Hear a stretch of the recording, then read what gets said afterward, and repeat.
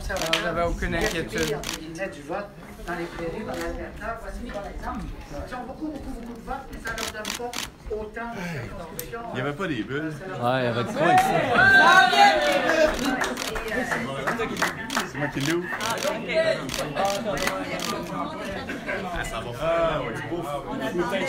Ouais, ben c'est ça. Là. Il reste une bouteille. Ok, Martin, on reste. On veut un petit gros footage, Martin. Attention, maman, parce que là, vous voulez pas que ce soit toi la première victime de bulles. C'est bizarre qu'il n'est pas collé avant ça. J'ai pas de verre, j'ai pas de verre. Je vais mettre dans le mien.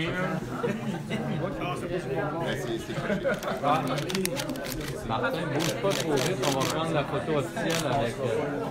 Ça peut être bon avec. Ah, prends-tu le screen en arrière, en background? Hey, Martin, je vais juste te mettre sur le screen ici en arrière. C'est bon. Bravo, félicitations, Martin.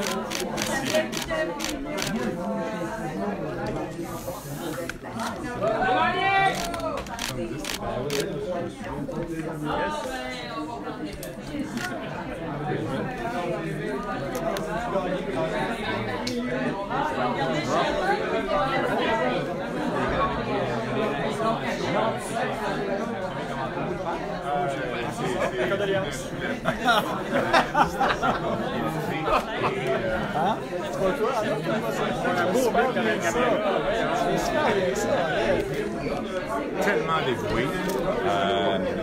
On est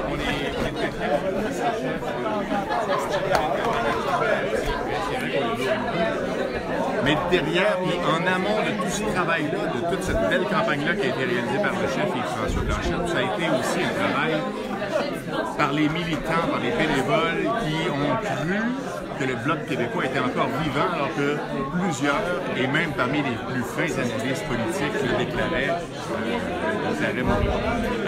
Ces gens-là ont continué de ramer alors que plusieurs personnes disaient que le bateau était toujours contre l'eau. Regardez aujourd'hui, le bateau il est à flot, il est en forme. On a une belle soirée, il reste encore des comtés à gagner. La soirée n'est pas terminée. Mais le crédit, la célébration de ce soir revient en très grande partie à toute l'équipe de bénévoles, à toute l'équipe de militants du Bloc québécois qui n'ont jamais abandonné, qui n'ont jamais arrêté d'y croire. C'est eux qui nous ont porté à la victoire. C'est vraiment un grand moment. Perspective d'être dans un gouvernement minoritaire, comment on voit ça?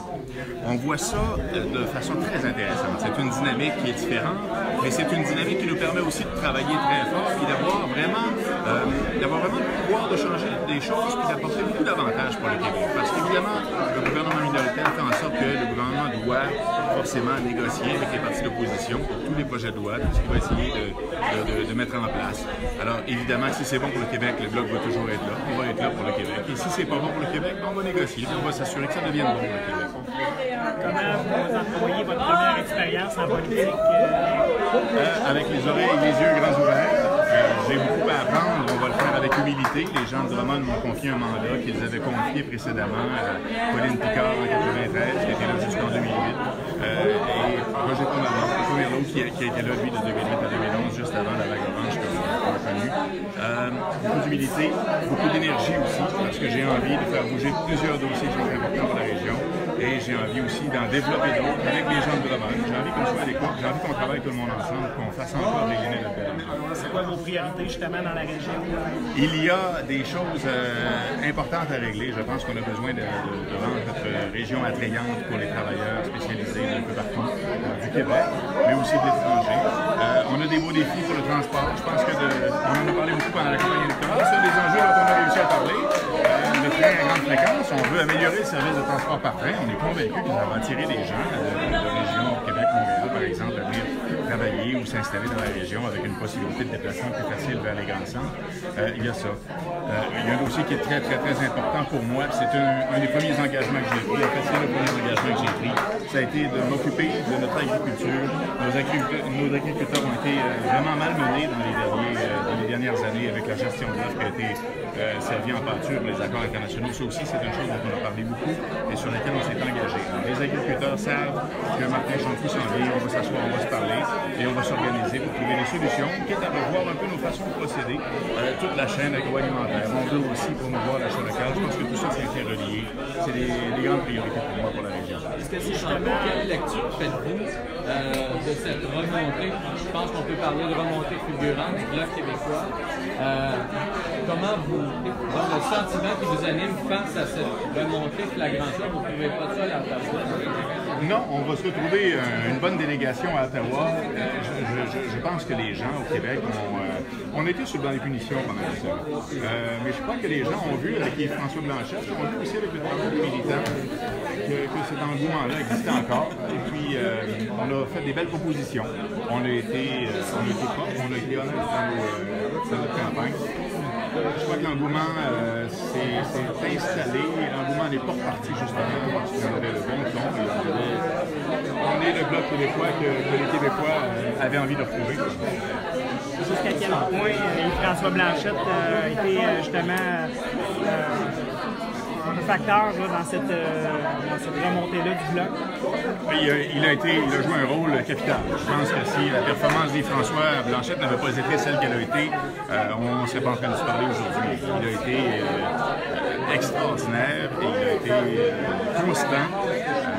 Je crois que les autres partis ont tenté tant bien que mal de le faire dérailler. C'est pas arrivé. C'est un gars qui était préparé, qui était solide. Alors oui, il a eu un rôle essentiel qu'il a joué à la perfection du début à la fin. Soutenu encore une fois par une base militante très très revigorée par ses belles performances et par l'espoir qu'un Bloc fort pouvait revenir. Est-ce que vous sentez cette ambition avec M. Choquette? Là, comment vous entrevoyez ça? Un peu l'attention à venir. Je suis content que vous posiez la question parce que c'est un monsieur que je respecte beaucoup. Je pense que François Choquette a bien servi la région pendant les 2 mandats qu'il a occupés ici. J'aurais aimé qu'il ait un meilleur tour ce soir. Je pense qu'il aurait mérité un meilleur score, mais je pense qu'il peut partir la tête haute. C'est un homme qui est respecté et qui est respectueux également. Sur le terrain, les gens à qui on parlait, tous disaient « M. Choquette, c'est un bon député, c'est un bon monsieur, on l'aime beaucoup, mais peut-être qu'on est prêt à passer à autre chose. Peut-être que là, le pays après 2 mandats, on peut revenir à nos anciennes amours, mais cela dit, je crois que c'est un homme qui avait une cote d'amour très méritée de la part des gens. Qu'est-ce qui a été déterminant selon vous dans la campagne? D'un point de vue national, je pense qu'évidemment les performances des chefs sont toujours déterminantes dans les campagnes. Dans le cas qui nous occupe, le premier débat des chefs, ça a été un point tournant. Et après le premier débat des chefs, je pense que les yeux étaient tournés, on attendait de voir est-ce que c'est juste un coup de chance, et non, ça s'est maintenu, parce que c'était le ton qu'on avait depuis le début, c'était pas un ton inventé, c'était pas une game, comme on dit. Et les gens se sont rendus compte qu'on était simplement comme ça, que c'est ce qu'il allait avoir. Ce qu'on leur présentait, c'était ce qu'il allait avoir pour les représenter. M. Jean-Paul, excellent. Félicitations encore une fois. Merci beaucoup.